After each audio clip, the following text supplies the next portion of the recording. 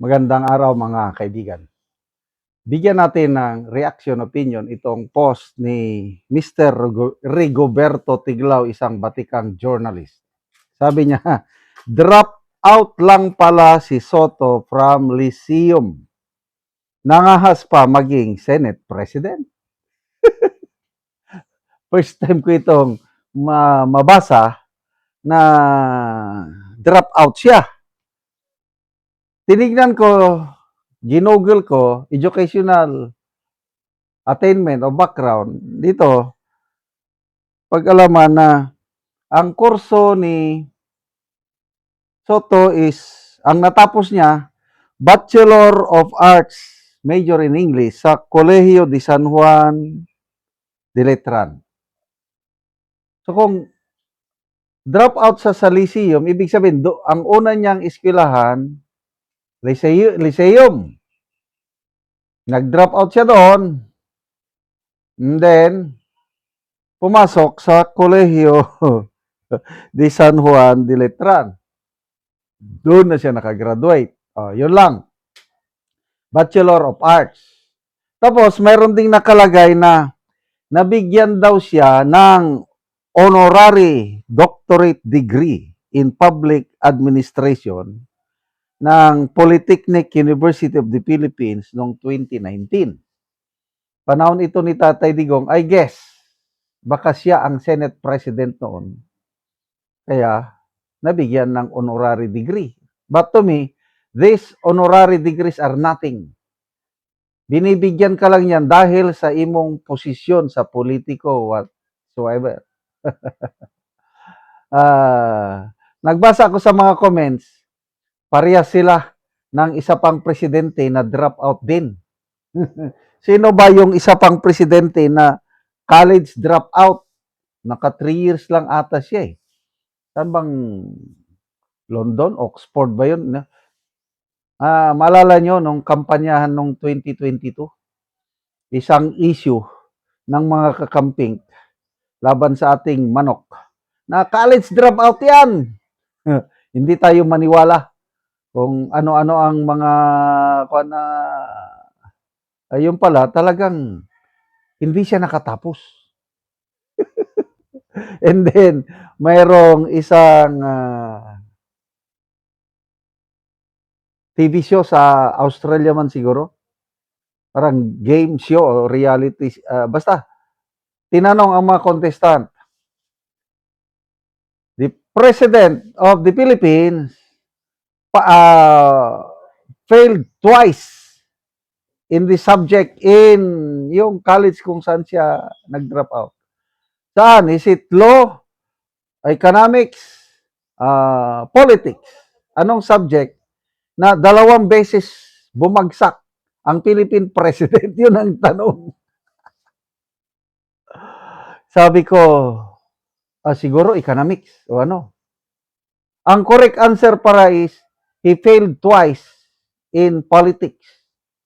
Kaya, what? Anak siya ng presidente, bagsak sa politics.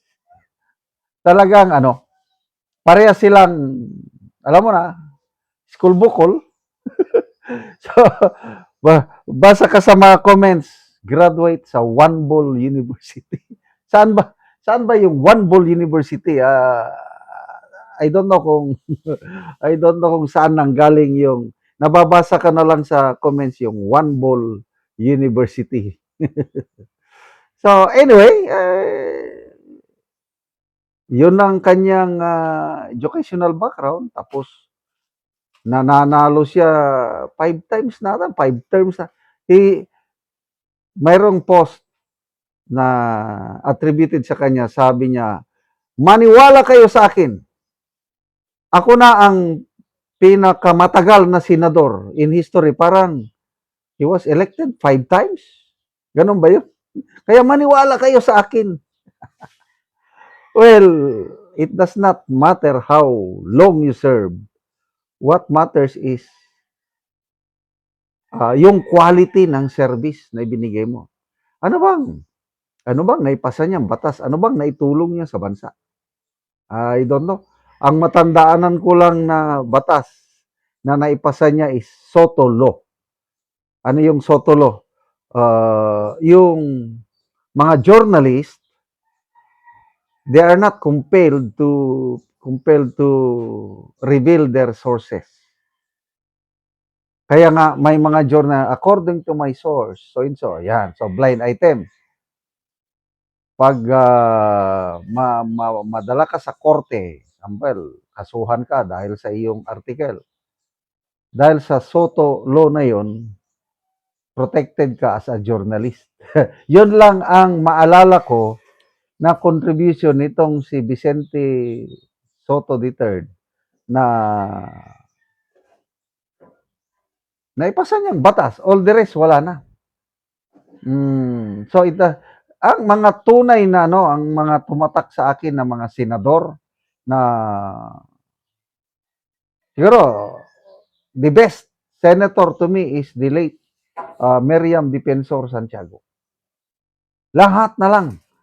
Intellect, tapang, malasakit, nandiyan lahat kay late Miriam Defensor Santiago.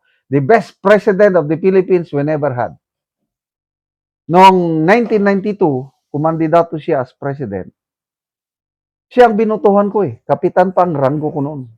Then I was discouraged dahil, alam mo, mahilig pa ang mga hocus-pocus ng Comelec noon. Kaya natalo siya. Leading na siya sa bilangan, Akala ko magiging presidente na siya. Mamaya bigla siyang na-overtaken ni Ramos. Mula noon, hindi na ako bumoto. Dahil na-discourage ako sa sistema sa eleksyon. Bumoto na lang ulit ako noong 2022 dahil akala ko ito na. Ito na ang pag-asa ng bayan. Bayan, babangon muli. Kaya bumoto ako sa isang BBM. Only to find out, grabe, worst president pala yung binutuhan ko. Sayang hindi tayo naniwala kay Tatay Digong na weak leader yan. Huwag nyo akong sisihin pagdating ng panahon. Ngayon, maraming nagsisisi. Kaya nga, nabudol tayo. Maraming salamat mga kaibigan sa inyong pagsubaybay sa channel nito. Nakakatulong kayo ng malaki sa Tribong Talandig ng Bukidnon dahil ang sweldo natin sa channel na ito is pantulong sa Tribong Talandig. Namimigay tayo ng libreng yero at pako para makapagpatayo naman sila ng mas maayos na tirahan. Panoorin nyo ang video na ito. Ni anak ko diri sa balay sa Natabangan ug Giro. So mauna ni ang iyang balay nga pag-atupan karon.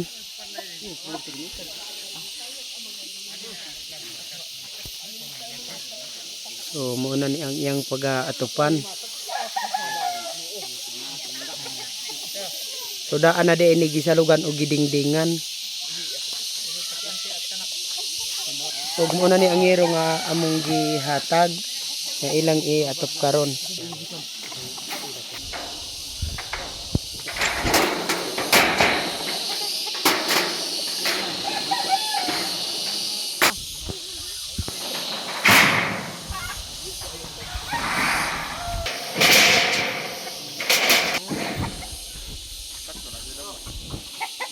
Sino pa na ni sa manday ni bigay sa milimeter.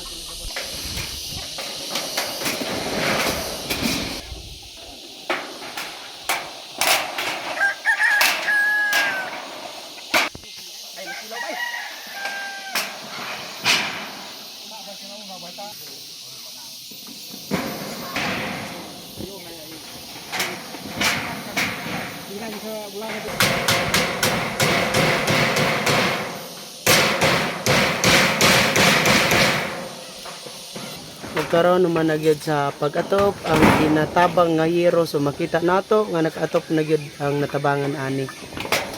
Sa Ginoo nga ninabangan ko og sin nga nakatop na gyud ko nga di na kumulan na So kwarta taman ra gyud sa pagkaon. So taman ra sa pagkaon ang inyong kwarta nga mamusuhan. Magyud kayo nga nakatop ra gyud ko. So salamat kaayo.